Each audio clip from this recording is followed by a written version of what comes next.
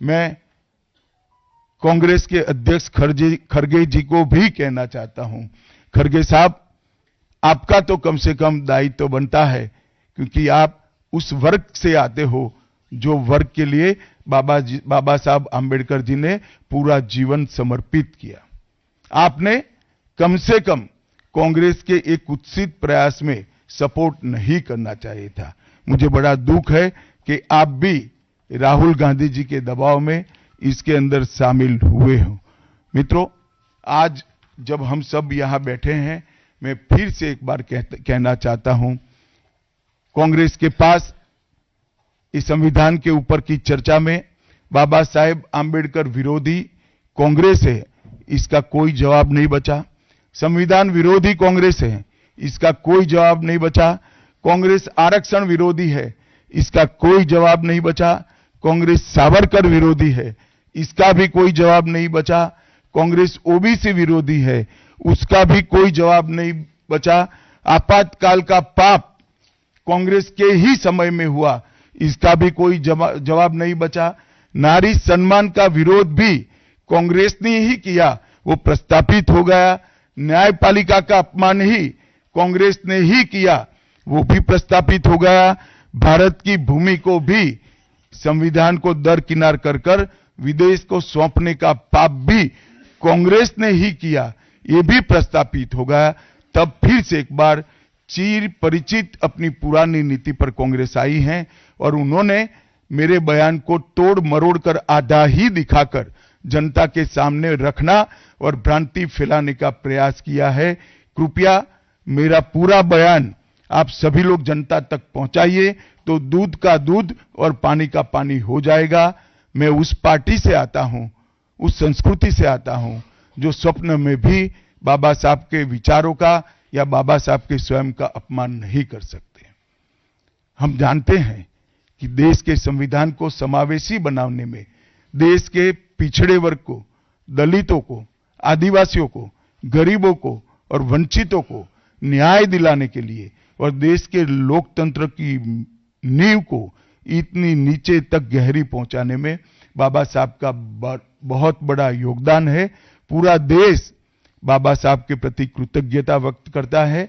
कम से कम हम तो ऐसा नहीं कर सकते जिससे बाबा साहब का अपमान हो पाए। और मैं फिर से एक बार कांग्रेस के ये कुत्सित प्रयासों की घोर निंदा करता हूं और जो संविधान पर दोनों सदनों में चर्चा हुई, कम से कम भारतीय जनता पार्टी की ओर से चर्चा का स्तर मेंटेन करने का पूरा प्रयास किया गया था, विषय पर बोलने का आग्रह किया गया था और तथ्य के साथ बोलने का आग्रह भी हमारे सारे वक्ताओं ने किया था। वो सारे प्रयास पर कांग्रेस ने पानी फिरा है और मैं मानता हूं कि देश की जनता इसके इस प्रयास को भी जानती है, उनकी मानसिकता को भी जानती है और उनकी कार्य संस्कृति को भी जानती है। देखिए, मैं पार्लियामेंट के बारे में बाहर जवाब नहीं दे सकता, परंतु मैं इतना जरूर कह सकता हूं कि इसके सारे legal option Bharatiya Janata party तरासेगी।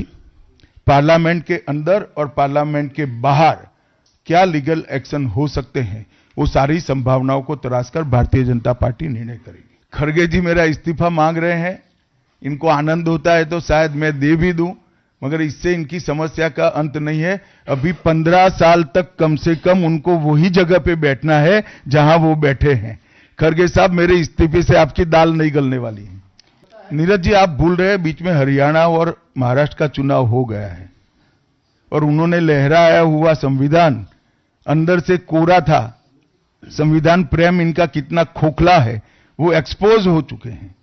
एक झूठ बार बार नहीं चल सकता है, अंततोगत्वा सत्य जनता तक पहुंचता ही है। नहीं, सिर्फ मुझ पर नहीं, कई बार प्रधानमंत्री जी के लिए भी इस प्रकार के प्रयास किए, चुनाव के वक्त मेरे लिए भी किया था, फिर से एक बार कर रहे हैं। मगर मैं इसीलिए आज आप सबके सामने आया हूं।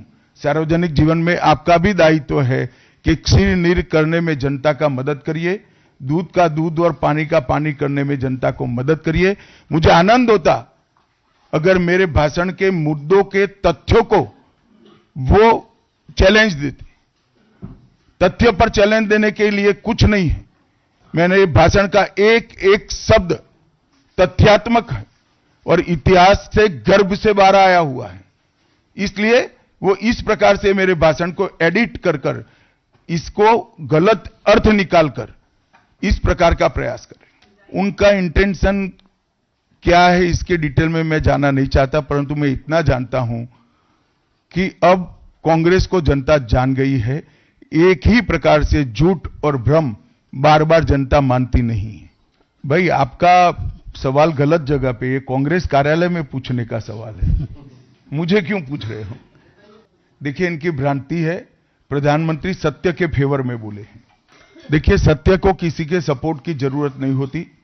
हमारी बात में, हमारे मुद्दों के साथ सत्य स्वयं खड़ा है।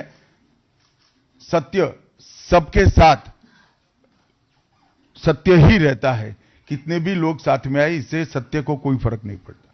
चलो कम से कम मेरे कारण अरविंद केजरीवाल जी संविधान का और बाबा साहब का सम्मान करने लगे, वो आनंद का विषय है। शायद आप भूल रहे हैं कि राज्यसभा में श्री राहुल गांधी नहीं बैठते हैं। राहुल गांधी राज्यसभा लोकसभा में बैठते हैं। मुझे क्या मालूम, हो तो स्पीकर साहब ने तय करना पड़ेगा, सभापति जी तय करेंगे। मुझे लगता है कि खड़गे जी ने आत्मनिरीक्षण करने की जरूरत है। वो जो कर रहे हैं इसके प्रति गुस्सा है या मेरे बयान के प्रति, वो उनको थोड़े दिन में मालूम पड़ जाएगा। नहीं, बीजेपी को टारगेट कर रहे हैं वो सही है, क्योंकि जनता के फैसले लगातार बीजेपी के पक्ष में आ रहे हैं। इसका उनके पास ना कोई काट है ना कोई तोड़ है। इसलिए जनता के फैसले के बाद ईवीएम पर सवाल उठाते हैं। जनता के फैसले के बाद खुशफहमी में रहते हैं कि हारने के बाद भी कि हम जीते हैं, और जनता के फैसले के बाद भी फिर से एक बार भ्रांति फैलाने का प्रयास करते हैं। परंतु जनता सब जानती है, ऐसा नहीं है। जब एक प्रकार का नैरेटिव खड़ा होने का, गलत नैरेटिव खड़ा करने का प्रयास होता है, तब शुरू में नैरेटिव गलत है या सही वो समझे बगैर काफी लोग साथ देते हैं।